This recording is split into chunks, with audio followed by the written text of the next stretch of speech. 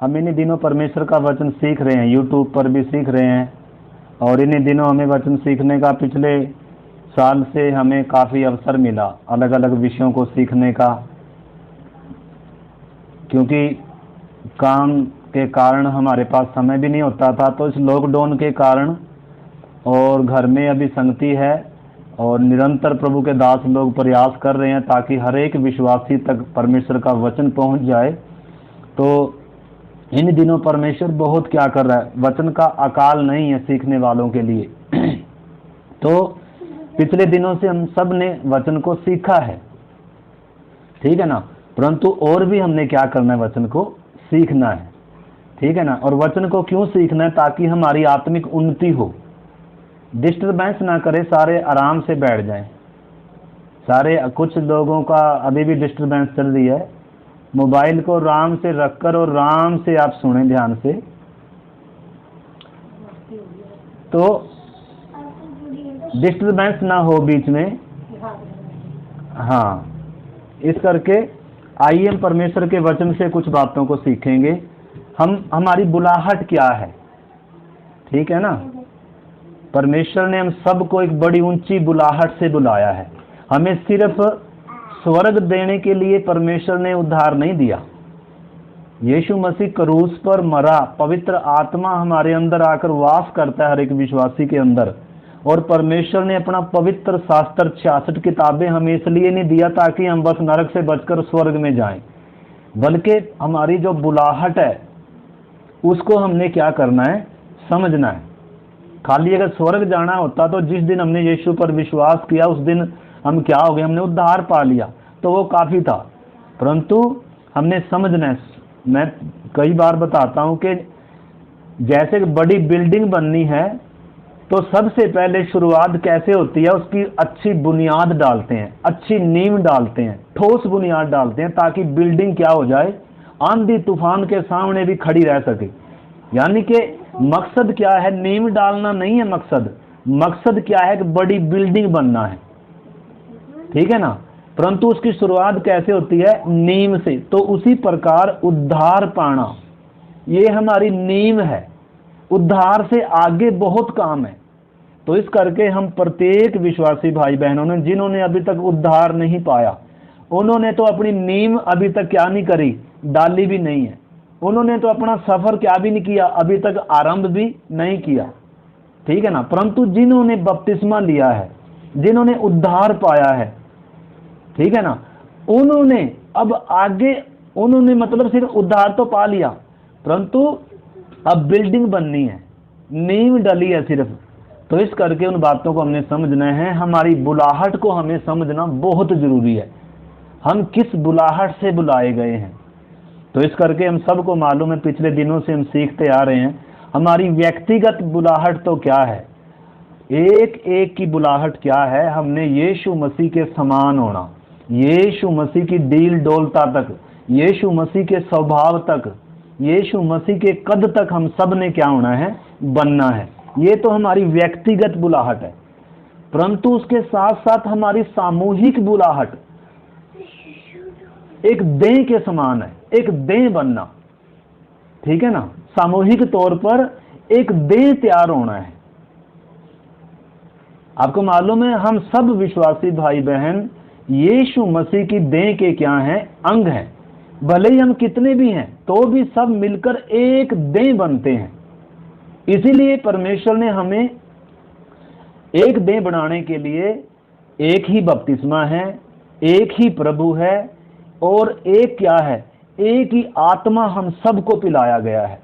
और एक ही प्याले में से हम क्या करते हैं, पीते हैं, और एक ही रोटी में से क्या करते हैं, हम तोड़ते हैं। ये सारा कुछ क्यों है? न केवल व्यक्तिगत तौर पर हम मसीह के कद तक बढ़े, परमेश्वर के स्वरूप में, परमेश्वर की समानता और उसके स्वभाव तक बढ़े, परंतु सामूहिक तौर पर भी हम क्या हों, एक देह हों। एक देह जिसमें जैसे हमारी देह में बहुत सारे अंग हैं, कोई बड़ा है, कोई छोटा है, कोई बलवान है, कोई निर्बल है, ठीक है ना। परंतु सब क्या है, बहुत ही महत्वपूर्ण है। और सब में खूबी क्या है, सबको एक आत्मा चलाता है, एक मन के चलाए चलते हैं, सबको एक दिल से क्या पहुंचता है, सबको खून पहुंचता है, सबका एक पेट है, सबको एक दिमाग चलाता है। अगर हाथ पर पांव पर मच्छर बैठा है तो दिमाग बताता है, वो हाथ में काम, हाथ इशारा करता है, हाथ क्या करता है, उस मच्छर को हटाता है। यानी कि एक दूसरे अंग की क्या हो रही है, आपस में जुड़े हुए हैं, एक मन है, एक दिमाग चलाता है इस पूरे अंगों को। भले ही छोटे हैं, कुछ बड़े हैं, परंतु सबको चलाने वाला कौन है? एक दिमाग है, एक दिल है, एक पेट है। इस करके सब में एकता है। अगर एक हाथ से दूसरे हाथ में चोट लग जाती है तो दूसरा हाथ उल्टा क्या नहीं करता, उसको मारता नहीं है, बल्कि अगर इससे चोट भी लगी तो क्या करता है, मतलब अगर कोई अंग में अगर मैल लग गया, पांव में कीचड़ लग गया, तो हाथ पूरा शरीर झुककर उस पांव को क्या करता है, साफ करता है। क्योंकि आपस में संबंध है, क्योंकि आपस में जुड़े हुए हैं, क्योंकि आपस में एक इनको दिमाग चलाने वाला। उसी प्रकार परमेश्वर ने हम सब के अंदर एक आत्मा क्यों दिया है, एक प्याले में से क्यों पीते हैं। बहुतों को हमें काफी वचन मालूम है, परंतु और भी कुछ बातों को हम क्या करेंगे, सीखेंगे। अगर प्रार्थना के साथ हम सीखेंगे, बैठेंगे तो फायदा होगा, ठीक है ना। तो इसलिए हम प्रार्थना के साथ उन बातों को समझने के लिए हम सीखेंगे। तो इसलिए आइए हम परमेश्वर के वचन से मत्ती की अंजील उसका 5 अध्याय और उसका 48 वचन पढ़ेंगे हम। मत्ती 5 का 48। हाँ मुस्कान बोल रहा, मत्ती 5 अध्याय का 48 वचन।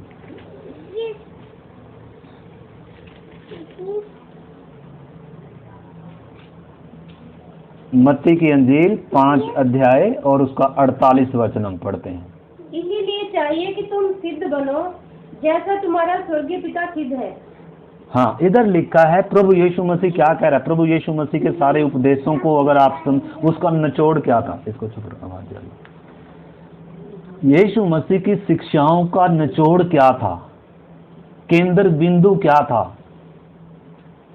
कह रहा है कि जैसे तुम्हारा स्वर्गीय पिता सिद्ध है, तुम भी क्या बनो, सिद्ध बनो। इस करके आगे ऊपर देखेंगे वो जो शिक्षाएं दे रहा है, उसी हिसाब की शिक्षाएं भी दे रहा है, सिद्धता की शिक्षा दे रहा है। तो इधर हमने समझना है, हमने क्या बनना है, सिद्ध बनना है, परफेक्ट बनना है। किसके समान? जैसा हमारा स्वर्गीय पिता सिद्ध है, जो भले और बुरे पर क्या करता है, वो आगे वो पूरी शिक्षाएं बता रहा है। तो इसलिए प्रत्येक विश्वासी भाई बहन ने समझना है, हमने सिर्फ नरक से बचकर स्वर्ग देना परमेश्वर की योजना नहीं है। उसके लिए परमेश्वर ने हमारे अंदर अपनी आत्मा नहीं डालनी थी। उसके लिए हमें प्रभु भोज एक प्याले में से, एक रोटी में से तोड़ना और वो सारी चीजें नहीं होना था। परंतु ये सब चीजें क्यों हैं? ताकि हम सिद्ध बने। इस करके प्रार्थना के साथ हमने, अगर हम इन बातों को समझेंगे, आज बहुत सारे लोग तो सोचते हैं हमने तो बपतिस्मा ले लिया, बस अब तो स्वर्ग जाने के लिए तैयार हैं। परंतु ऐसे परमेश्वर ने हमें बुलाया नहीं है।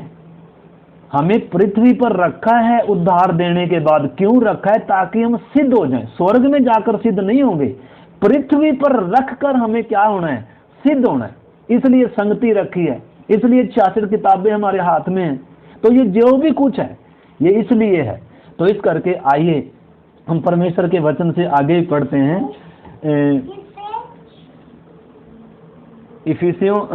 इब्रानियों की पत्री और उसका 6 अध्याय और उसका 1 वचन पढ़ेंगे।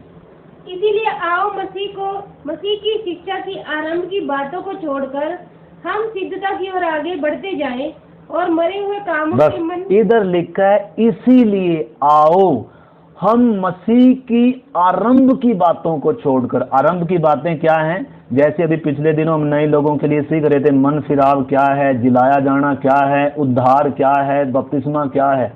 वो आरंभ की बातें हैं, वो नींव की बातें हैं।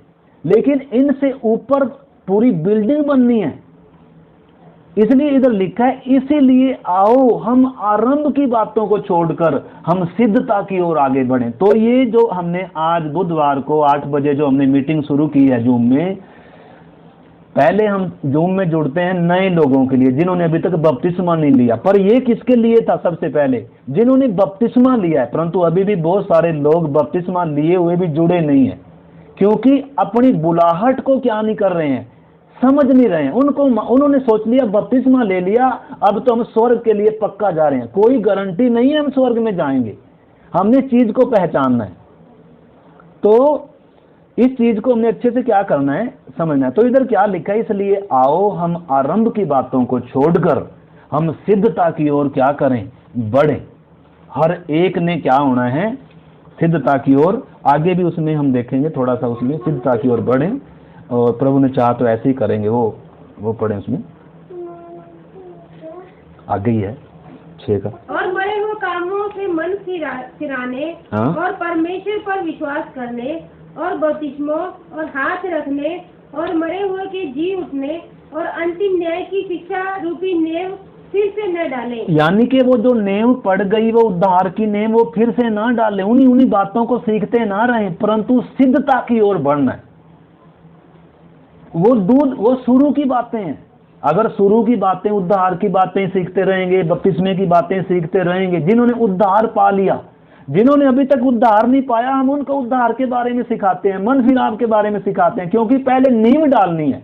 अगर नींव डल गई है तो हमें क्या करना है, आगे बढ़ना है, आगे और अगले रद्दे रखने हैं। ताकि जैसे अगर एक बड़ी बिल्डिंग बननी है, मकान बनना है, तो नींव डलनी काफी नहीं है, अब आगे छत तक उसकी दीवारें उठनी है। मान लो अगर नींव डल गई, अगर दीवारें छत तक नहीं उठी, तो कोई उसमें रह सकता है आगे? वो किसी भी काम का नहीं है। मान लो नींव तो हमने डाल ली, आगे दीवारें खड़ी नहीं कर रहे, वहीं का वहीं काम रुका हुआ है, काम वहीं का वहीं रुका हुआ है, क्योंकि आगे क्या नहीं हो रहा। मान लो छत तक दीवारें चली गई, छत भी डल गई, लेंटर भी डल गया, परंतु उससे आगे और भी काम है। अभी दरवाजे होना है, अभी प्लास्टर होना है, अभी पेंट होना है, अभी बहुत कुछ होना है। यानी कि एक कंप्लीट मकान बनना है, तो उसके लिए और एक मिस्त्री का काम नहीं है ये, इसमें अलग अलग मिस्त्री क्या करते हैं, काम करते हैं। ठीक है ना। तो इस करके हम नींव उद्धार पा लिया कर हम ये ना सोचें कि हमारे जीवन में क्या हो गया, अब बस अब तो उद्धार ही चाहिए था हमें। बपतिस्मा ले लिया तो बहुतों का तो पता भी नहीं चलता बपतिस्मा लेकर वो गए कहाँ। यानी कि उनका मकसद क्या था, सिर्फ नरक से बचना, स्वर्ग जाना, इसलिए बपतिस्मा लिया है। बपतिस्मा क्यों लिया, एक प्याले में से क्यों पीते हैं, संगति क्यों है, ये 66 किताबें क्यों दिया, ताकि अब हमें क्या होना है, सिद्धता तक आगे बढ़ना है, सिद्धता की ओर आगे बढ़ना। इसलिए वचन कहता है, इसलिए आओ हम आरंभ की बातों को छोड़कर हम सिद्धता की ओर आगे बढ़ते जाएं। और उसका 3 में लिखा है, क्योंकि जिन्होंने, लिखा है यदि परमेश्वर चाहे तो हम ऐसा ही करेंगे। क्यों? आगे लिखा, क्योंकि जिन्होंने एक बार ज्योति पाई और स्वर्गीय वरदानों का स्वाद चख लिया, अगर ये भटक जाएं तो फिर मन फिराने के लिए नया बनाना अनहोना है फिर तो। इसलिए हमने समझना है, हमने उद्धार क्यों पाया है, यीशु मसीह क्रूस पर क्यों मरा है, हमने पवित्र आत्मा हमारे अंदर क्यों वास करता है, परमेश्वर ने सेवकों को क्यों रखा, ये पवित्र शास्त्र हमारे हाथ में क्यों दिया, संगति क्यों है, ये सारी चीजें क्यों हैं, ताकि हर एक व्यक्ति सिद्ध हो जाए। ठीक है ना। तो इसलिए आइए हम परमेश्वर के वचन से पढ़ते हैं। एकदम कोई सिद्ध नहीं होता। अगर हम पढ़ेंगे तो परमेश्वर का वचन क्या कहता है, 2 कुरिन्थियों 3:18 पढ़ो। 2 कुरिन्थियों 3:18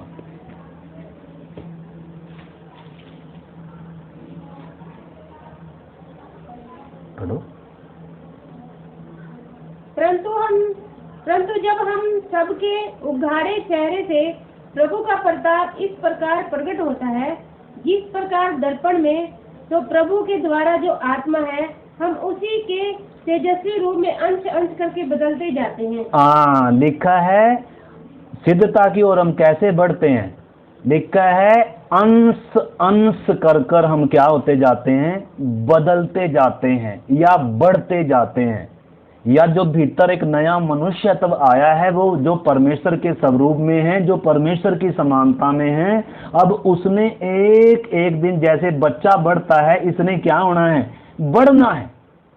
तो अलग अलग तरीके से हमें समझाने के लिए परमेश्वर का वचन हमें दिया गया, ताकि हम उस आत्मिक बातों को क्या कर सके, अच्छे से समझ सकें। बच्चे का उदाहरण लिया गया, और मकान का उदाहरण लिया गया, दौड़ का उदाहरण लिया गया, हम एक यात्री और मुसाफिर, हम सफर में हैं, उसका उदाहरण लिया गया, मसीह की देह का उदाहरण लिया गया।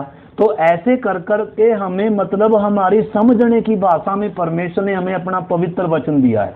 तो इधर क्या लिखा है, हमने क्या पढ़ा कि उसी तेजस्वी रूप में, परमेश्वर के स्वरूप में, परमेश्वर की समानता में, मसीह के स्वभाव में, मसीह के डील डोलता में हमारे अंदर जो एक नई सृष्टि पैदा हुई है, नया मनुष्य तब आया है, उसने क्या होना है, बढ़ना है। जिसके अंदर अभी तक ये नहीं आया, उसके अंदर सबसे पहले ये आना है उद्धार के द्वारा, बपतिस्मा लेते हुए उन्होंने क्या करना है, उनके अंदर ये काम होना है, ठीक है ना। परंतु जिनके अंदर ये काम हो गया, उन्होंने सिद्धता की ओर आगे बढ़ना है। कहां तक बढ़ना है, मसीह के पूरे डील डोल तक बढ़ना है, परमेश्वर के समान क्या होना है, सिद्ध होना है। तो इसलिए परमेश्वर ने हमारे जीवन में जो बातें रखी, हमें उनको सीखना है। सिद्धता के लिए हमें क्या क्या चीजें परमेश्वर ने रखी हुई हैं, इसलिए उन चीजों को हमने क्या करना है, समझना है। इसलिए आइए हम परमेश्वर के वचन से पढ़ते हैं, 2 तिमोथी 3 अध्याय का 16 वचन पढ़ते हैं। 2 तिमोथी 3 का 16।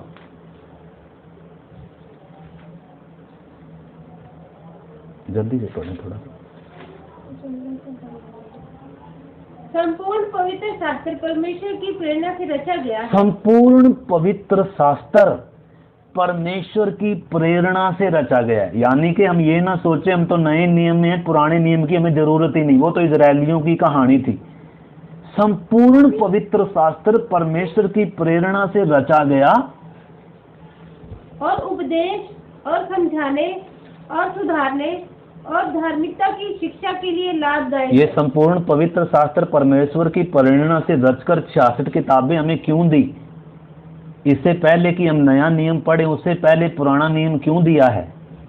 अगर नया नियम समझना है, अगर हमने अपनी सिद्धता का काम, अपना उद्धार का काम समझना है, परमेश्वर की इच्छा को समझना है, तो उससे पहले हमें उत्पत्ति से भी क्या करना होगा। उत्पत्ति है, निर्गमन है, लैविया व्यवस्था है, व्यवस्था विवरण, गिनती है, व्यवस्था विवरण है, ये सारा पवित्र शास्त्र जो भी है, इनमें जो भी घटनाएं हैं वो हमारी सिद्धता के लिए है सब कुछ, ताकि हम परमेश्वर के स्वभाव को क्या करें, समझें, हम अपनी बुलाहट को क्या करें, समझें।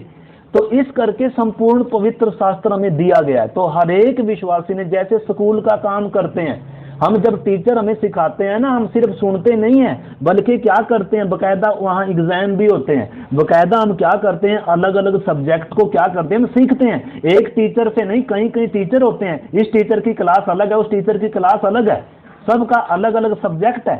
तो अगर हम स्कूल में तो क्या करते हैं, सारा बड़ी ही गंभीरता से क्या करते हैं, सारा काम करते हैं। वो उसके पीछे क्या उद्देश्य है, ताकि हम सांसारिक तौर पर एक नौकरी मिल जाए, पढ़ लिख कर हम क्या हो जाएं, एक अच्छे इंसान बन जाएं। उसके लिए तो हम इतना परिश्रम करते हैं, हर रोज सुबह सुबह क्या करते हैं, खुद तैयार होकर स्कूल में जाते हैं, फीस भी भरते हैं, और क्या करते हैं, इतना परिश्रम करते हैं, पूरी जिंदगी उसी में लगा देते हैं, बच्चों की पढ़ाई में भी, और बच्चा अपने जीवन में मतलब वो लक्ष्य इतना बड़ा समझकर क्या करते हैं, उसके लिए कितना समय। परंतु ये जो उससे भी बड़ा विषय है, इसके लिए हम सिर्फ क्या करते हैं, वचन को सुनते हैं, वो भी आधा समझ में आया, आधा नहीं आया, लिखते भी नहीं है बहुत सारे। तो बहुत सारों को तो अगर हम एक अच्छे ये नहीं है, सीखने वाले नहीं है, संपूर्ण पवित्र शास्त्र को सीखते नहीं है, अगर इसको कंटिन्यू पढ़ते नहीं है, इसमें लिखी बातों को समझते नहीं है, तो फिर हम क्या नहीं होंगे। मान लो अगर स्कूल में आप जा रहे, ना तो आप वहां लिख रहे, ना आप वहां क्या कर रहे, मास्टर जो बोल रहे उसकी बातों पर ध्यान भी दे रहे, फिर पेपर होगा, एग्जाम होगा, तो कितने नंबर आएंगे, 0 नंबर आएगा, क्योंकि हमने तो पढ़ा ही क्यों नहीं। तो इसी प्रकार हमें, जैसे हम शारीरिक तौर पर स्कूल में बच्चा जाकर क्या करता है, दिन रात जब पेपर आते हैं इतनी मेहनत करता है, इतनी इतनी रातों को जाग जाग कर क्या करता है, उसको सारे सब्जेक्टों को याद करता है ताकि एग्जाम पास हो जाए, ताकि जिस उद्देश्य से मैं पढ़ रहा हूँ वो क्या हो जाए पूरा। परंतु जब हम देखते हैं आत्मिक बातों, शरीर जो मिट्टी है थोड़े दिन के लिए है, ये जो चीजें हैं, ये संसारिक बातें थोड़े, इनके लिए हम जी जान लगा लेते हैं, सारा कुछ इसमें खर्च कर देते हैं। परंतु जब आत्मिक बातों की बात आती है तो इसमें हम थोड़ा 100 में से कितने % नंबर देंगे? जितना हम शरीर की बातों के लिए, दुनियावी पढ़ाई के लिए मेहनत करते हैं, खर्च करते हैं, लगन करते हैं, मेहनत करते हैं, क्या इतना हम आत्मिक बातों के लिए करते हैं? वो तो इसलिए कर रहे, पास्टर ने बोल दिया इसलिए हम क्या करें, बहुत सारे तो मतलब अपने अंदर अभी तक क्या नहीं आई, वो इच्छा नहीं है, वो मन नहीं है, वो सीखने का, वो उन चीजों के लिए अगर हम जबरदस्ती कोई हमें कर रहा है तो फिर कुछ भी होने वाला। कुछ बच्चे ऐसे हैं, मास्टर अगर चाहे कितना भी करो वो कहते हैं जी हम नहीं सुनेंगे, उल्टा मास्टर पर उंगली उठा देते हैं, और जैसे जाते हैं वैसे ही वो वापस घर में वापस चले जाते हैं, कुछ सीख कर आते नहीं है। कुछ लोग तो घर से स्कूल के लिए निकलते हैं लेकिन जाकर क्या करते हैं, फिल्म देखते हैं, दोस्तों के साथ खेलते हैं, इधर उधर, स्कूल का टाइम, छुट्टी का टाइम हो गया तो अपने घर पे चले जाते हैं। माँ बाप को क्या देते हैं, धोखा देते। कुछ बच्चे ऐसे भी हैं, मतलब उनका सीखने का, उनका पढ़ने का, उनका एग्जाम देने का क्या ही नहीं है कोई मतलब। कुछ लोग मौज मस्ती के लिए जाते हैं, परंतु कुछ बहुत कम लोग होते हैं, बच्चे होते हैं जो एक लक्ष्य बनाकर स्कूल में जाते हैं, और जो एक लक्ष्य बनाकर दिन रात मेहनत कर कर क्या करते हैं, उन किताबों को पढ़ते हैं और उन बातों को समझते हैं, सीखते हैं, और पेपर देकर अच्छे नंबरों से क्या होते हैं, पास होते हैं। उन्होंने अपना लक्ष्य बनाया है। परंतु अगर ये जो इतना बड़ा विषय है, उन बातों से भी कहीं ऊंचा विषय है, परमेश्वर के स्वरूप समानता में होने का, सिद्धता तक पहुंचने का। अगर एक वकील बनने के लिए इतनी मेहनत है, अगर एक पुलिस वाला बनने के लिए इतनी मेहनत है, एक टीचर स्कूल में लगना है, एक नौकरी करना है, उसके लिए इतना परिश्रम और इतनी मेहनत है, परंतु ये जो इतना बहुमूल्य है, इतनी ऊंची बुलाहट है, परमेश्वर के तब समान होना, सिंहासनों पर बैठकर क्या करना, राज्य करना, इसके लिए हमारे जीवन में ना तो कोई समर्पण हो, ना कोई मन हो, बाइबिल भी ना खोलते हो, कोई वचन भी ना पढ़ते लिखते और समझते हो, तो कैसा रहेगा? तो क्या कहेंगे फिर हम? बच्चा शुरू में होता है जिसको पढ़ना नहीं आता, लिखना नहीं आता, और वो लिखता भी नहीं है, शुरू में जोर दिया जाता है उस पर, परंतु सदा थोड़ा जोर दिया जाता है। जैसे ही बच्चा थोड़ा सा बड़ा होता है, जैसे हमारी मुस्कान है, शुरू में थोड़ा सा मेहनत हो रही है, जबरदस्ती कई बार डांट कर, थप्पड़ चट्टू लगाकर भी क्या करना पड़ता है, उसको सिखाना पड़ता है। वो फिर लिखने, धीरे धीरे लिखना सीख रही है, वो धीरे धीरे पहले कैक ABC सीख रही है, अब जोड़ना भी सीख रही है। तो धीरे धीरे क्या होती जा रही है, अब एक समय आएगा ये अपने आप इसके मन में आएगा, अपने आप बिना कहे क्या करेगी, ये अपने आप ये स्कूल में भी जाने लगेगी। परंतु अगर अपने आप इसका मन ही ना हो तो जबरदस्ती इसको कितने दिन तक किया जाएगा? जबरदस्ती कर सकते हैं इंसान के साथ, जबरदस्ती नहीं है। तो इस करके हम बोलते हैं, परंतु जबरदस्ती तो परमेश्वर भी नहीं करेगा। पवित्र आत्मा अंदर आया है इस काम के लिए, परमेश्वर ने अपने दासों को भी दिया है, परंतु अगर हमारा मन नहीं है तो पवित्र आत्मा भी शोकित होकर बैठ जाएगा, और जिन प्रभु के दासों को परमेश्वर ने हमारे ऊपर नियुक्त किया वो भी 2-4 बोलकर दुखी होकर वो भी क्या हो जाएंगे, बोलकर वो भी बैठ जाएंगे। हमें हमारे मन की इच्छाओं पर छोड़ दिया जाएगा, और जो ऐसे छोड़ दिए जाते हैं ना, वो बहुत बिगड़ जाते हैं बच्चे। उनको बाहर का खाना अच्छा लगता है, यूट्यूब पर इधर उधर से सुनना अच्छा लगेगा, परंतु घर का खाना उनको क्या नहीं लगेगा, घर का दरवाजा उनको क्या नहीं लगेगा अच्छा। बाहर का खाना बहुत टेस्टी लगता है, परंतु बाहर के खाने में क्या नहीं होती इतनी एनर्जी, घर का खाना। तो इसलिए मेरे प्यारे भाई बहनों, इन चीजों को हमने समझा। क्यों ऐसी बातें बोल रहा, क्योंकि कईयों को क्या नहीं है, सामूहिक संगति का, वचन सीखने का क्या नहीं है कोई मतलब, इतना अभी तक मन, इसका मतलब अभी अपनी बुलाहट को क्या नहीं करते, पहचानते नहीं है। तो इसमें क्या पढ़ रहे हैं हम, संपूर्ण पवित्र शास्त्र हमें क्यों दिया गया है, परमेश्वर की प्रेरणा से रचा गया ये, और हमें लिख कर दिया ये, क्यों दिया, पढ़ो, क्यों दिया, ताकि परमेश्वर का जन सिद्ध बने हाँ और नहीं, हर एक भले कामों के लिए तत्पर हो।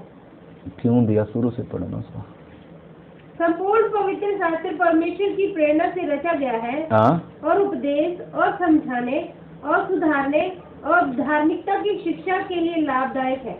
हाँ, तो इधर हम देखते हैं 16 वचन में हम पढ़ते हैं, लिखा है संपूर्ण पवित्र शास्त्र परमेश्वर की प्रेरणा से रचा गया है, जो उपदेश, जिसमें परमेश्वर के उपदेश हैं। हर एक ने क्या करना है, इनको सीखना है। और लिखा है और समझाने के लिए है, हम सबको समझाने के लिए है, समझाने के लिए, सिखाने के लिए। जैसे बच्चे को समझाते हैं, कई बार प्यार से समझाते हैं, कई बार सख्ती से समझाते हैं, कई बार ताड़ना से, डांट से समझाते हैं। अगर बच्चे को हमारी मुस्कान है, अगर हम आज मैं 4 बजे से इसको प्यार प्यार से बोल रहा हूँ, बेटा कर ले, बेटा कर ले, लेकिन ये क्या नहीं कर रही। अभी इसकी उम्र आगे, इसको क्या भी चाहिए, डांट भी चाहिए, छड़ी भी चाहिए। अगर छड़ी नहीं लगाएंगे, डांट नहीं लगाएंगे, तो ये क्या हो जाएगी। तो अगर इसको हम डांट लगाएंगे तो ये एक रोटी पानी छोड़कर, खाना छोड़कर, हमारे से रूस कर अगर एक कोने में होकर बैठ जाएगी, इसने हमें डांट दिया क्यों।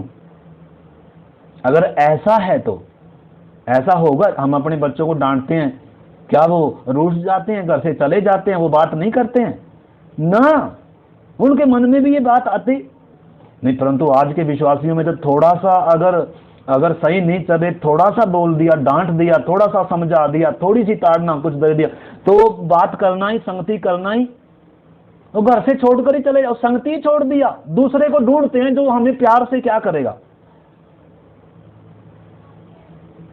मतलब क्या अच्छी नहीं लगती। तो इसलिए संपूर्ण पवित्र शास्त्र हमें सुधारने के लिए दिया, समझाने के लिए दिया। इसमें ताड़नाएं हैं। परमेश्वर का स्वभाव भी लिखा है, परमेश्वर अपने पुत्रों को जिन्हें वो प्यार करता है उनकी ताड़ना करता है, और जिन्हें जो उसके पुत्र हैं उनके लिए क्या भी है, कोड़े भी है। क्यों? क्योंकि उसके मन में उनके लिए ऊंचा उद्देश्य है। तो इसलिए मेरे प्यारे भाई बहनों, हमने समझना है, लिखा है उपदेश और समझाना, जिसमें ताड़ना भी है, ताड़ना देकर समझाना। और आगे लिखा है सुधारने, ये हमें सुधारने के लिए है। अगर ये पवित्र शास्त्र, ये वचन हमें ताड़ना नहीं दे रहा, हमें समझा नहीं रहा, और अगर हम परमेश्वर की उन बातों को, सिद्धता की बातों को सीख नहीं रहे हैं, तो फिर हम भूल में पड़े हुए हैं। जैसे यीशु मसीह यहूदियों को कहता है ना, तुम पवित्र शास्त्र के प्रति भूल में पड़े हुए हो, तुम इसको क्या नहीं करते, समझते नहीं हो। तो इसलिए मेरे प्यारे भाई बहनों, हमने अपनी बुलाहट को क्या करना है, समझना है। इधर लिखा है जो और धार्मिकता की शिक्षा के लिए क्या है, लाभदायक है, ताकि हर एक विश्वासी क्या हो जाए, सिद्ध हो जाए, और हर एक उस भले काम के लिए क्या हो जाए, तत्पर हो जाए, तैयार हो जाए। तो इसलिए मेरे प्यारे भाई बहनों, हमने इस चीज को समझना है, परमेश्वर ने हमें संपूर्ण पवित्र शास्त्र क्यों दिया है, हमें संगति क्यों दिया है, हमें प्रभु भोज एक प्याले में से क्यों, ये सब बातें क्यों है, हमारे अंदर एक ही आत्मा क्यों डाला है। न केवल हम व्यक्तिगत तौर पर मसीह के डील डोलता तक, सिद्धता तक हमने बढ़ना है, परंतु हमने सामूहिक तौर पर एक देह के समान जुड़ना है। जैसे हमारे अंगों में फूट नहीं है, आपस में नफरत नहीं है, बैर विरोध नहीं है, एक दूसरे का अंग एक दूसरे की मदद करता है, सब एक मन के चलाए चलते हैं, सब एक आत्मा के चलाए चलते हैं। उसी प्रकार भले ही हम बहुत सारे विश्वासी हैं, हम प्रत्येक ने, लिखा है अब जो पवित्र आत्मा के अनुसार चलते हैं वे ही परमेश्वर के पुत्र हैं। लेकिन शुरू में लिखा है जिन्होंने यीशु को ग्रहण किया, उसने उन्हें परमेश्वर की संतान होने का हक दिया। परंतु आगे आकर क्या लिखा है, जो पवित्र आत्मा के अनुसार चलते हैं, जो परमेश्वर की आत्मा के अनुसार, जो वचन के अनुसार चलते हैं, वे ही परमेश्वर के पुत्र हैं, बाकी नहीं। तो इस करके अभी हमने उद्धार पा लिया, हम परमेश्वर की संतान बन गए, कर हमने तृप्त नहीं हो जाना, बल्कि हमने अब पवित्र आत्मा के चलाए चलना, वचन के अनुसार चलना। पवित्र आत्मा हमें किधर मोल्ड कर रहा है, पवित्र आत्मा हमें क्या, कहाँ जोड़ना चाह रहा है, क्या सिखाना चाहता है, हमारे अंदर आकर क्यों बैठा है। अगर हम पवित्र आत्मा की भी नहीं मानते, हम वचन को भी अगर नहीं मानते, और हमारे ऊपर ठहराए हुए को भी किसी को नहीं मानते, अगर हम अपनी मर्जी से चलते हैं, तो ये उद्धार भी खो जाएगा। क्योंकि परमेश्वर का ये सिस्टम ऐसा है ही नहीं है। तो इसलिए परमेश्वर ने जो प्रबंध कलीसिया के लिए ठहराया, कलीसिया में सिद्धता के लिए जिन बातों को नियुक्त किया है, जिन सेवकों को नियुक्त किया, प्रभु भोज रखा है एक प्याले में से, एक रोटी में से, और उससे आगे हम देखेंगे और भी कुछ बातें। तो इसलिए हमने हर एक विश्वासी भाई बहन ने अपनी बुलाहट को समझना है। ये बातें क्यों मैं एक बार फिर से हम सीख रहे हैं, ताकि हम क्या करें, हमारी बुलाहट क्या है वो हमें क्या हो जाए। नहीं तो हमें तो ये रहेगा हमने बपतिस्मा ले लिया, अब तो हम स्वर्ग में जाए, यीशु मसीह आएगा बस हम स्वर्ग में जाएंगे। परंतु अगर स्वर्ग में जाएंगे तो सही, अगर हमारे अंदर वो सिद्धता का काम हुआ ही नहीं, अगर हम मसीह के स्वभाव में, स्वरूप में, समानता में, उसकी डील डोलता में अगर बढ़े ही नहीं है, सिद्धता तक आए नहीं है, तो क्या हम परमेश्वर के, क्या हम स्वर्ग भी जाएंगे? स्वर्ग जाएंगे उसका भी डाउट है। परंतु स्वर्ग जाना ही काफी नहीं है, हमें परमेश्वर के उस डील डोलता तक आना है मेरे प्यारे भाई बहनों। इसलिए हमने और भी जरूरी बन जाता है हमने अपनी बुलाहट को समझना, हमने परमेश्वर की इच्छा को पहचानना, हमें आत्मा की अगुवाई क्या है, परमेश्वर हमें क्या शिक्षाएं देता है, हमें कैसे चलना है उद्धार पाने के बाद। अब हम अपनी मर्जी से नहीं चल सकते, पहले हम अपनी मर्जी से चलते थे, परंतु अब हमें 66 किताबें दी गई हैं, अब हमें चलाने के लिए पवित्र आत्मा आया है, अब हमारे ऊपर परमेश्वर ने सेवकों को भी दिया है। अगर हम किसी की भी ना मानकर हम अपने दिमाग से, अपनी समझ का सहारा लेकर अपनी इच्छाओं में चलते हैं, अपने तरीके से चलते हैं, तो ये परमेश्वर का तरीका अभी तक डाउट होता है हमारे अंदर पवित्र आत्मा एक्टिवेट है भी है या नहीं है। क्योंकि जिसके अंदर पवित्र आत्मा एक्टिवेट होगा वो अपनी मर्जी से चल नहीं सकता। अगर अपनी मर्जी से कोई काम कर भी रहा है तो पवित्र आत्मा उसको कायल करता रहेगा, वो टूटता, वो रोएगा, वो पश्चाताप करेगा, वो बैठ कर वो दुखी होता रहेगा, क्योंकि अंदर पवित्र आत्मा उसको आनंद नहीं दे रहा, शांति नहीं दे रहा। क्योंकि परमेश्वर की आत्मा दुखी और शोकित है।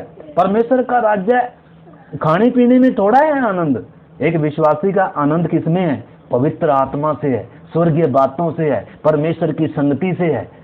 परंतु अगर पवित्र आत्मा अंदर दुखी है तो आनंद कहाँ गया? फिर आनंद तो है ही नहीं है। तो काम क्या हो जाएगा? अगर नींव ही खाली डली है, वो मकान छत तक भी नहीं पहुंचा, या छत तक पहुंच गया वो पूरा कंप्लीट नहीं हुआ। पूरा कंप्लीट होना है इससे पहले कि हमारी मौत आए, या इससे पहले कि यीशु मसीह आए। काम ने पूरा क्या होना है? कंप्लीट होना है।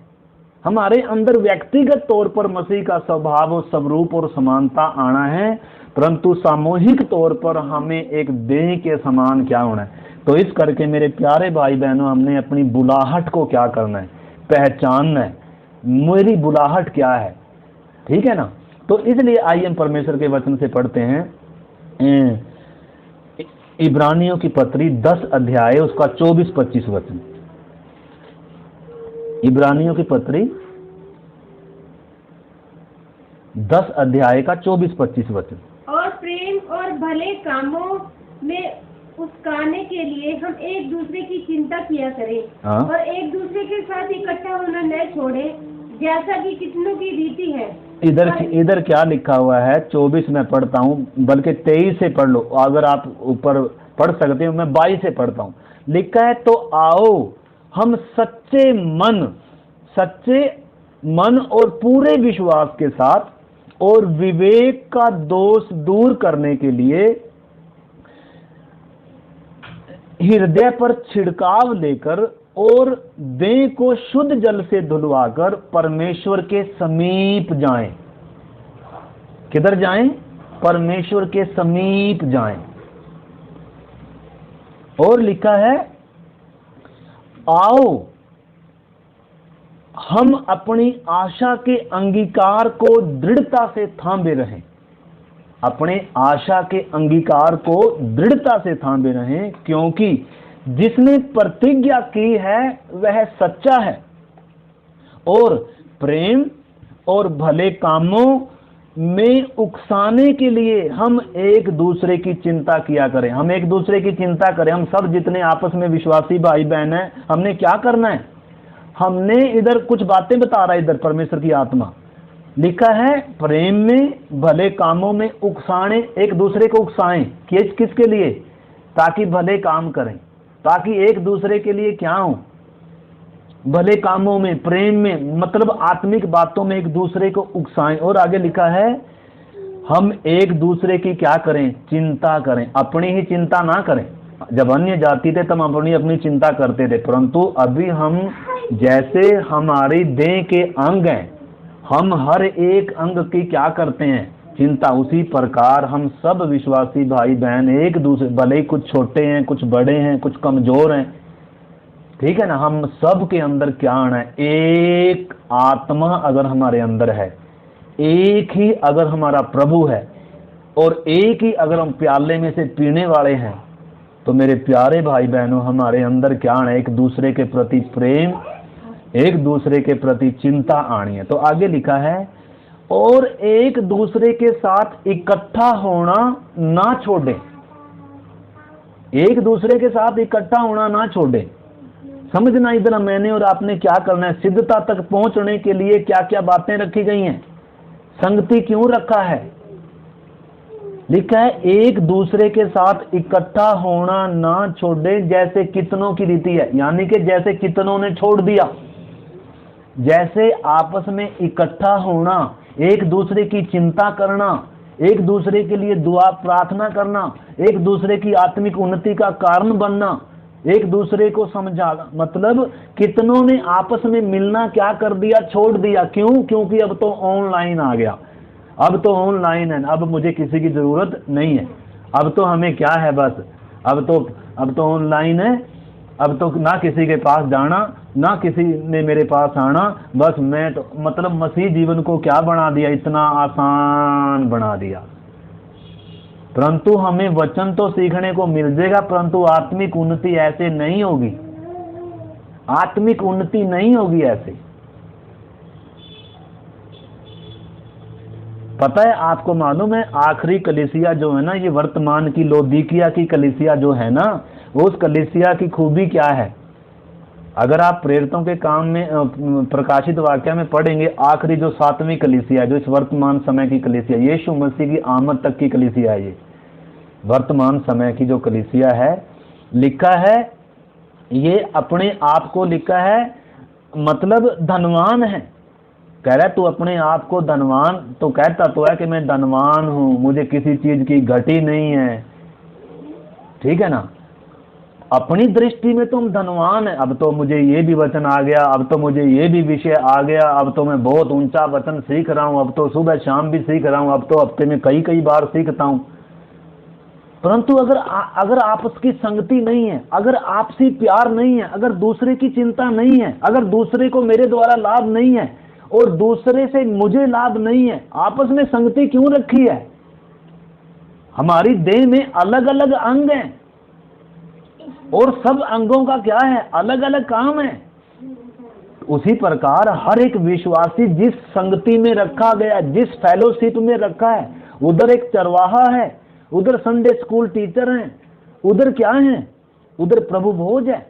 अगर आपस में कोई मेल मिलाप, कोई वार्तालाप ही ना हो, कोई एक दूसरे की चिंता फिक्र ही ना हो, तो फिर कहाँ गया प्रभु भोज, कहाँ गए फिर। तो क्या ये ही संगति है ऑनलाइन जुड़ना? ये नहीं है। तो भले ही अभी हम आपस में जुड़ नहीं पा रहे हैं, आपस में मतलब इकट्ठे नहीं हो पा रहे हैं, लॉकडाउन है, परिस्थितियां ऐसी हैं, परंतु तो भी जब जैसे ये जूम है, हम जूम के द्वारा क्या कर सकते हैं, परंतु कईयों को तो अब जूम के लिए भी क्या नहीं है, टाइम। अब तो बहुतों के पास जूम के लिए भी क्या नहीं है, टाइम नहीं है, या इसको स्थानीय कलीसिया को, स्थानीय सेवक को अहमियत नहीं, क्योंकि वो बड़े बड़ों से सीधा जुड़ना चाहते हैं। वो सोचते हैं इधर तो इतना अच्छा वचन नहीं है, हम सीधा किधर से जुड़ेंगे। शॉर्टकट कहीं से नहीं है परमेश्वर का रास्ता, हम पिछले दिनों से सीखते आ रहे हैं। तो इसलिए मेरे प्यारे भाई बहनों, आप संडे स्कूल टीचर के अधीन रहें, संडे स्कूल सीखें। जहां भी छोटी बातों के लिए अगर हम वफादार नहीं है, विश्वास योग्य नहीं है, तो हम कभी ये ना सोचें कि परमेश्वर हमें सीधा किधर जोड़ देगा। हर अंग सिर से नहीं जुड़ सकता, बल्कि अंग से अंग जुड़कर ही सिर से जुड़ सकते हैं। अगर हम अंग से अंग अभी तक नहीं जुड़े तो सिर से नहीं जुड़ सकते। कोई भी हमारा अंग सीधा सिर से जुड़ा हुआ नहीं है। सीधा परमेश्वर से संबंध नहीं हमारा हो सकता अगर आपस में क्या नहीं है, संबंध नहीं है, आपस में अगर संगति नहीं है, आपस में अगर प्रेम नहीं है। तो इधर क्या लिखा गया है, वो चीज को हमने समझना है। इधर लिखा है उसका 24 वचन में, और प्रेम और भले कामों में उकसाने के लिए हम एक दूसरे की चिंता किया करें और एक दूसरे के साथ इकट्ठा होना ना छोड़ें, जैसे कितनों ने छोड़ दिया। इकट्ठा होना छोड़ दिया। जिन्होंने इकट्ठा होना छोड़ दिया है उनको बहुत बड़ा क्या होगा, घाटा। वो भूल में पड़े हैं, वो सोचते हैं हम बिना इकट्ठे हुए सिद्ध हो जाएंगे। ये रास्ता सिद्धता के लिए नहीं है, सिद्धता की ओर ये रास्ता जाता नहीं है। तो इसलिए मेरे प्यारे भाई बहनों, हमने इस चीज को समझना है। 25 वचन में लिखा है, एक दूसरे के साथ इकट्ठा होना ना छोड़ो जैसे कितनों ने छोड़ दिया, परंतु एक दूसरे को समझाते रहो। हमें एक दूसरे को समझाने की जरूरत है। हमें बहुत सारी बातें समझाने हमें एक दूसरे की संगति चाहिए। एक दूसरे ने हम सबको समझाना है आत्मिक बातों के बारे में। अभी बहुत सारे बच्चे हैं, अभी बहुत सारों को वचन मालूम नहीं है, हमारी बुलाहट मालूम नहीं है, हमें जैसे चलना चाहिए वैसे चलते नहीं है। जैसे हम बच्चों को समझाते हैं हर रोज, किसके घर में बच्चे हैं जो अपने बच्चों को नहीं समझाते? बच्चों के लिए कितना माँ बाप को कितना क्या करना पड़ता है, कितना समझाना पड़ता है, कितना डांटना पड़ता है, कितना सिखाना पड़ता है, बार बार एक एक बात को कितनी कितनी बार सिखाना पड़ता है। परंतु अगर हम आत्मिक तौर पर इकट्ठा ही नहीं होते हैं, हम किसी के अधीन ही नहीं है, हम किसी से सीखना ही नहीं चाहते, हम सोचते हैं हमें सब आता है, हमें ना डांट चाहिए किसी की, ना संगति चाहिए और ना कोई हमें समझाए।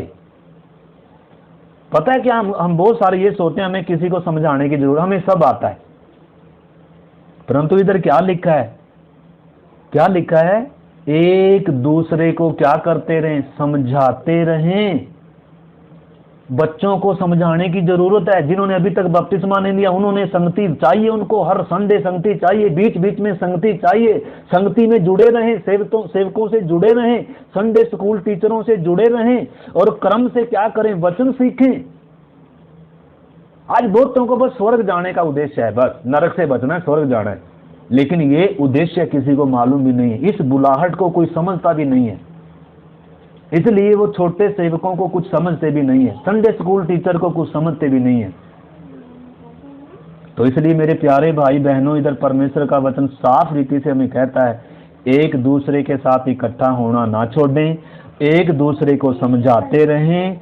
और लिखा है, जो जो उस दिन को निकट आते देखो, जो जो प्रभु की निकट आमद निकट है, त्यों त्यों और भी अधिक क्या करो, संगति करो, आपस में एक दूसरे को समझाओ। परंतु बहुत सारे लोगों को तो एक बार समझाया ना थोड़ा सा, वो फोन करना ही छोड़ दिया कि हमें कोई समझाए, हमें सब आता है। तो वचन क्या कहता है, एक दूसरे को समझाते रहो। हम सबको एक दूसरे को समझाने की जरूरत है, हम एक दूसरे को संगति की जरूरत है। तो इसलिए मेरे प्यारे भाई बहनों, हमने अपनी बुलाहट को क्या करना है, समझना है। मेरी बुलाहट क्या है? देखो यीशु मसीह की प्रार्थना क्या है। सबसे पहले हम इसका थोड़ा सा आगे भी एक दो वचन पढ़े, 26 वचन भी हम इसमें पढ़ते हैं। लिखा है, क्योंकि सच्चाई की पहचान प्राप्त करने के बाद यदि हम जानबूझकर पाप करते रहें तो फिर पापों के लिए कोई बलिदान बाकी नहीं है। अगर सच्चाई की पहचान होने के बाद अगर फिर भी हम इन बातों को इग्नोर कर रहे हैं, फिर भी हम अपनी मनमर्जी से चल रहे हैं, फिर भी हम परमेश्वर के वचन को तवज्जो नहीं देते हैं, फिर भी हम संगति को तवज्जो नहीं देते हैं, फिर भी हम अपने मन के चलाए, वचन कहता है अपने मन के चलाए नहीं चलना, अपनी समझ का सहारा नहीं लेना। अभी पवित्र आत्मा आया है हमें चलाने के लिए, अभी परमेश्वर ने ये पवित्र शास्त्र दिया हमें चलाने के लिए, अभी परमेश्वर ने हमें अपने अगुवे भी दिए दी ताकि हमारी क्या करें, अगुवाई करें, हमें वचन सिखाएं, समझाएं। परंतु अगर हम इनसे वास्ता ही नहीं कोई रखते हैं, हमारा तो वास्ता बस स्वर्ग जाने का है सीधा, या ऑनलाइन जुड़ देंगे, तो मेरे प्यारे भाई बहनों, ऐसे लोगों को परमेश्वर का वचन क्या नहीं है, मालूम, अपनी बुलाहट क्या नहीं है, मालूम नहीं है। इधर चेतावनी दी गई है, लिखा है क्योंकि यदि सच्चाई की पहचान करने के बाद यदि हम जानबूझकर पाप करते ही रहें, पाप करते ही रहें, पाप अगर हो गया, गलती अगर हो गई तो उसके लिए पश्चाताप है, मन फिराव है, रोना है, प्रभु मेरे से गलती होगी। परंतु अगर पाप करते ही रहें, लिखा है फिर कोई बलिदान बाकी नहीं। बहुत सारे पाप में बने ही रहते हैं, बहुत सारे अपनी उस अनाज्ञाकारिता में बने ही रहते हैं, गलती करने से भी सीखते नहीं है। तो मेरे प्यारे भाई बहनों, तो साफ चेतावनी है, सच्चाई की पहचान अगर हमने प्राप्त कर ली, लिखा है यदि फिर भी अगर जानबूझकर पाप करते रहें तो फिर उसके लिए कोई बलिदान बाकी नहीं। हाँ, एक दंड का भयानक बाट जोड़ना क्या है बाकी है, जिसमें एक आग इंतजार कर रही है। परमेश्वर का क्रोध कमा रहे हैं, या हम क्या कमा रहे हैं, हम किधर के लिए तैयार हो रहे हैं? हम स्वर्ग के लिए तैयार हो रहे हैं। दो ही जगह है जाने का, मरने के बाद दो जगह है, या तो हम स्वर्ग में अनंत राज्य में प्रवेश करेंगे, उधर के लिए तैयार हो रहे हैं, या हम नरक के लिए तैयार हो रहे हैं। दो रास्ते हैं, और कोई रास्ता नहीं है। आज मौत आएगी तो मैं कहाँ हूँगा, मेरा अगला कदम कहाँ होगा? आज जैसे हम देख रहे थे, एक धनवान था जो बड़े सुख विलास से रहता था, धूमधाम से रहता था, परंतु एक लाजर भी था जो बेचारा क्या करता था, गरीब है। दोनों मरे, एक किधर है, विश्राम की जगह में है, दूसरा किधर है, तड़पने के स्थान में है। तो आज अगर मौत आएगी मैं कहाँ जाऊंगा? क्या मैंने सिर्फ स्वर्ग में जाना है? अगर स्वर्ग के लिए यीशु मसीह क्रूस पर बलिदान हुआ, स्वर्ग के लिए हमारे अंदर पवित्र आत्मा है, क्या स्वर्ग ले जाने के लिए हम एक प्याले में से पीते हैं? क्या स्वर्ग जाने के लिए हमने बपतिस्मा लिया, एक आत्मा हमें दिया गया? नहीं, एक बिल्डिंग तैयार होना है, हमें परमेश्वर के कद तक आना है, हमें सिद्धता तक बढ़ना है, हमें मसीह की देह बनना है जो एक आत्मा के चलाए चले। आपको मालूम है मसीह की देह का सिर कौन है? यीशु मसीह है। जैसे मेरा ये गले के ऊपर सिर है, सिर देह से जुड़ा हुआ है। सिर कौन है? प्रभु यीशु मसीह है। किस में जुड़ा हुआ है? एक एक विश्वासी में नहीं जुड़ा हुआ, बल्कि जो विश्वासी आपस में जुड़े हुए हैं, जो एक देह है, उनसे मसीह जुड़ा हुआ है। तो मसीह किसको लेने के लिए आ रहा है? देह को लेने के लिए आ रहा है, जो आपस में जुड़े हुए उनको लेने के लिए आ रहा है। इसलिए आपको मालूम है अभी हम प्रार्थना करने जा रहे हैं, तो इसलिए आइए हम यीशु मसीह की प्रार्थना को पढ़ते हैं। यीशु मसीह की प्रार्थना क्या है? आइए हम यूहन्ना 17 अध्याय निकालकर वो पढ़कर फिर हम प्रार्थना करेंगे। यूहन्ना 17 अध्याय और उसका हम पढ़ेंगे। आपको मालूम है 17 अध्याय एक ऐसा अध्याय है, प्रभु यीशु मसीह 18वें अध्याय में पकड़वाया जा रहा है, क्रूस पर चढ़ाया जाएगा। परंतु इससे पहले कि क्रूस पर चढ़ाया जाए, इससे पहले कि वो पकड़वाया जाए, उससे पहले 17 अध्याय में प्रभु यीशु मसीह की प्रार्थना, चारों सुसमाचारों का अंत किधर हो रहा है? यीशु मसीह की प्रार्थना। पहला सुसमाचार मत्ती है, फिर मरकुस है, फिर लूका, फिर आखिरी सुसमाचार है यूहन्ना रचित सुसमाचार। और आखिरी सुसमाचार का जो आखिरी जो क्रूस से पहले का जो आखिरी अध्याय है यीशु मसीह का, वो है 17 अध्याय। तो 17 अध्याय अब ध्यान से पढ़ो, यीशु मसीह की प्रार्थना क्या है। पहले यीशु मसीह की प्रार्थना अपने लिए है, ठीक है, फिर यीशु मसीह की प्रार्थना चेलों के लिए है, और फिर यीशु मसीह की प्रार्थना सारे विश्वासियों के लिए, हम सब के लिए भी है। तो हम उसको पढ़ेंगे, उसको पढ़ने के बाद हम प्रार्थना करेंगे, जहां लिखा हुआ है सभी विश्वासियों के लिए प्रार्थना। 20 वचन से हम पढ़ें। मैं केवल इन्हीं के लिए विनती नहीं करता। तो यीशु मसीह पिता परमेश्वर से प्रार्थना कर रहा है महायाजक के तौर पर। पिता से क्या प्रार्थना कर रहा है? चेलों के लिए, विश्वासियों के लिए क्या प्रार्थना कर रहा है? क्योंकि ये जाने वाला है, ये क्रूस पर चढ़ाया जाएगा, अपना प्राण देकर ये स्वर्ग में चला जाएगा। अब पवित्र आत्मा का अगला काम है। परंतु प्रभु यीशु मसीह जाने से पहले पिता से प्रार्थना क्या कर रहा है? कलीसिया के लिए, विश्वासियों के लिए, चेलों के लिए क्या प्रार्थना है? क्या है उसकी प्रार्थना? कह रहा है 20 वचन में, मैं केवल इन्हीं के लिए प्रार्थना नहीं करता, परंतु उनके लिए भी जो इनके वचन के द्वारा मुझ पर विश्वास करेंगे। क्या प्रार्थना है प्रभु? देखो प्रार्थना क्या है, कि वे सब एक हों क्या हो? एक होने के लिए बुलाए गए हैं। स्वर्ग में जो एक होंगे ना, एक का मतलब है जो हम में तब्दील हो गए। आपको मालूम है सबसे बड़ा पाप क्या है? मैं और मेरा। क्या पाप है सबसे बड़ा? परमेश्वर में त्रित्व है, परमेश्वर त्रित्व। जब हम परमेश्वर का देखते हैं, परमेश्वर पिता, पुत्र और पवित्र आत्मा है। हम मिलकर क्या है? हम है। तीनों एक बात में सहमत है, तीनों एक ही बात में क्या है? आपस में उनमें कोई विरोधाभास नहीं है। पिता की इच्छा कुछ और, पुत्र की इच्छा कुछ और नहीं है, पवित्र आत्मा की इच्छा कुछ और नहीं है। सबकी एक ही इच्छा है, सब एक बात में सहमत है। तो प्रभु यीशु मसीह की प्रार्थना क्या है? हे पिता, जैसे मैं तुझ में हूं, तू मुझ में है, जैसे मैं और आप एक हैं, आपस में कोई विरोधाभास नहीं है, आपस में कोई बैर विरोध नहीं है, आपस में कोई फूट नहीं है, दो मन नहीं है, एक मन है, एक ही हमारा उद्देश्य है। आपको मालूम है जो परमेश्वर में होंगे, जिनके अंदर से मैं और मेरा निकलेगा, अगर हमारे अंदर से मैं और मेरा नहीं निकला, अगर हम में नहीं आए, हम में का मतलब है पहली सदी की कलीसिया सारे किस में आ गए? मैं और मेरा उनके अंदर से निकलकर हम में एक हो गए। वो एक प्याले में से पीते थे, एक चित्त थे लिखा है, एक मन के थे लिखा है। कैसे हो गया ये?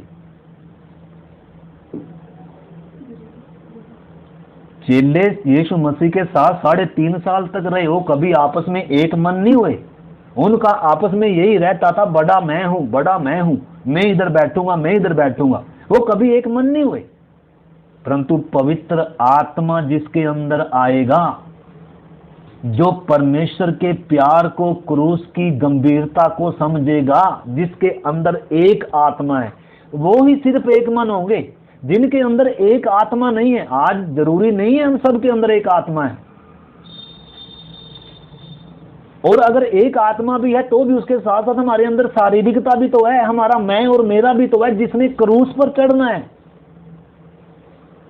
अगर हम उसे क्रूस पर नहीं चढ़ाएंगे, मैं और मेरे को त्यागेंगे नहीं, एक मन हमने होना है, उसका उद्देश्य हमारे पास नहीं है, अगर हमें अपनी बुलाहट मालूम नहीं है, तो फिर हम परमेश्वर के उद्देश्यों से क्या हो जाएंगे? हमेशा के लिए बाहर हो जाएंगे। क्योंकि अगर देह में, अगर हमारे अंदर से मैं और मेरा नहीं निकला, अगर हमारे अंदर हम नहीं आया, हम का मतलब है, आपको मालूम है सबसे पहले मैं और मेरा किसके अंदर आया? लूसीफर के अंदर आया। 5 बार लिखा है मैं ऊंचे पर चढ़ूंगा, मैं परमेश्वर के सिंहासन के बराबर, मैं अपना घोंसला बना, मैं। जैसे ही उसके अंदर मैं आया, परमेश्वर ने उसको गिरा दिया, लूसीफर। फिर उसके बाद मैं किस में आया? आदम और हवा के अंदर मैं आ गया कि हमें परमेश्वर की जरूरत, हम में, यानी कि एक परिवार था, आदम और परमेश्वर एक परिवार के थे, समझे? सब कुछ हम में था, एक घराने के थे, परंतु अलग हो गया, मैं और मेरा आ गया। तो एक व्यक्ति को अलग क्या चीज करती है? मैं और मेरा। इसलिए परमेश्वर हमारे अंदर से क्या निकाल रहा है? मैं और मेरा निकालना चाहता है। पहली सदी के विश्वासियों के अंदर से मैं और मेरा निकल गया, वो एक देह बन गए, वो एक चित्त के थे। वो है कलीसिया। वास्तव में आज की जो कलीसिया है ना, वास्तव में ये तो स्वर्ग जाने के लिए बहुत सारे बपतिस्मा ले रहे हैं, इनके अंदर मतलब अपनी बुलाहट इनको मालूम भी नहीं है। इसलिए मेरे प्यारे भाई बहनों, मैंने और आपने समझना, हमने सिद्धता तक पहुंचना है। यीशु की प्रार्थना क्या है? यीशु की शुरू की शिक्षाएं क्या हैं? तुम सिद्ध बनो जैसा तुम्हारा स्वर्गीय पिता सिद्ध है। इधर यीशु की प्रार्थना क्या है? देखो इधर क्या लिखा है, जैसे हे पिता मैं तुझ में और तू मुझ में, जैसे हम एक हैं वैसे ही ये भी क्या हो? एक हो। और लिखा है जिससे, मैं दोबारा से पढ़ता हूँ 21 वचन, कि वे सब एक हों, एक देह हो, एक परिवार हो। एक प्याले से पीने का वही अर्थ है, एक रोटी में से तोड़ने का वही अर्थ है। हम सबको एक ही आत्मा हमें पिलाया गया। मेरे और आपके अंदर एक ही आत्मा है। अगर एक आत्मा है तो ही हम एक मन हो सकते हैं, अन्यथा कभी भी एक मन हो ही नहीं सकते। हाँ, सांसारिक बातों के लिए तो एक मन हो सकते हैं, परंतु आत्मिक बातों के लिए एक मन नहीं हो सकते। आत्मिक बातों के लिए अगर एक मन होना है तो उसके लिए हमारे अंदर एक आत्मा होना है, सबके अंदर पवित्र। इसलिए पवित्र आत्मा आने के बाद चेले एक मन हुए। पवित्र आत्मा से पहले चेले एक मन नहीं थे। इसलिए यीशु मसीह प्रार्थना कर रहा है। यीशु मसीह की सेवकाई में चेले एक मन नहीं हुए थे। पवित्र आत्मा का काम है वो प्रभु भोज का काम है। वो एक प्याले में से पिएंगे। जाते समय प्रभु यीशु मसीह उनको वो जो देकर जा रहा है, जब तुम इकट्ठे हो तो क्या करना, मेरी मृत्यु को स्मरण करना, रोटी तोड़ना, एक प्याले में से क्या करना, पीना। ये क्या करेगा, ये हरेक एक व्यक्ति को उस एकता में लेकर आएगा, एक सिद्धता तक लेकर जाएगा, मसीह के प्यार में और उस समर्पण में हमें लेकर आएगा। अगर वो समर्पण नहीं आएगा, अगर वो प्रेम नहीं आएगा, तो कभी भी हम मसीह की देह में क्या नहीं होंगे, फिट नहीं होंगे। हमारे अंदर मैं और मेरा रहेगा, और यही है जो इंसान को परमेश्वर से इंसान को क्या करता है, अलग करता है। तो इसलिए मेरे प्यारे भाई बहनों, इधर हमने समझना यीशु की प्रार्थना क्या कि वे सब एक हों। कैसे एक हों, जैसे पिता और पुत्र है, जैसे पवित्र आत्मा एक है। उनमें आपस में कोई झगड़ा नहीं है, कोई विरोधाभास नहीं है, उनके अलग अलग उद्देश्य नहीं, उनका एक लक्ष्य है, एक उद्देश्य है, वो हम में है। उनमें आपस में वैर विरोध फूट नहीं है। तो इस करके मेरे प्यारे भाई बहनों, जैसा परमेश्वर है वैसे ही परमेश्वर ने हमें भी बनाने के लिए ऊंचा बुलाहट हमें दिया है। इसीलिए तो हमारे अंदर एक आत्मा आया है। तो क्या हम अपनी बुलाहट को पहचानते हैं? क्या हमने सिर्फ स्वर्ग में जाना है? क्या हम स्वर्ग के लिए तैयार हो रहे हैं बस? तो इस करके आगे क्या कहता है प्रभु यीशु मसीह, बिठा दीजिए इसको। अभी हम प्रार्थना करने जाए। इधर लिखा है कि वे सब एक हों, जैसे तू हे पिता मुझ में है और मैं तुझ में हूं, वैसे ही वे भी हम में हों। किस में हो? हम में हो, मसीह में एक होना। ठीक है ना? हम में एक हो, जिससे संसार विश्वास करे कि तू ही ने मुझे भेजा है।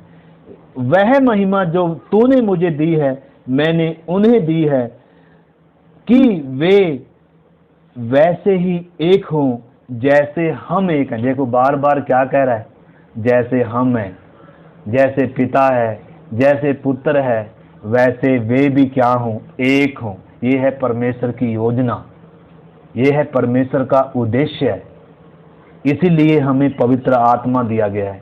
पवित्र आत्मा जिसके अंदर है ना, वो उनको एक मन, सब नहीं एक मन होंगे, लेकिन जिसके अंदर पवित्र आत्मा है वो क्या करेगा, एक दूसरे की चिंता करेगा। जिनके अंदर, जो एक प्याले में से पीते हैं, जो एक रोटी में से तोड़ते हैं, उनमें फिर फूट नहीं होगी, उनमें फिर प्रेम होगा।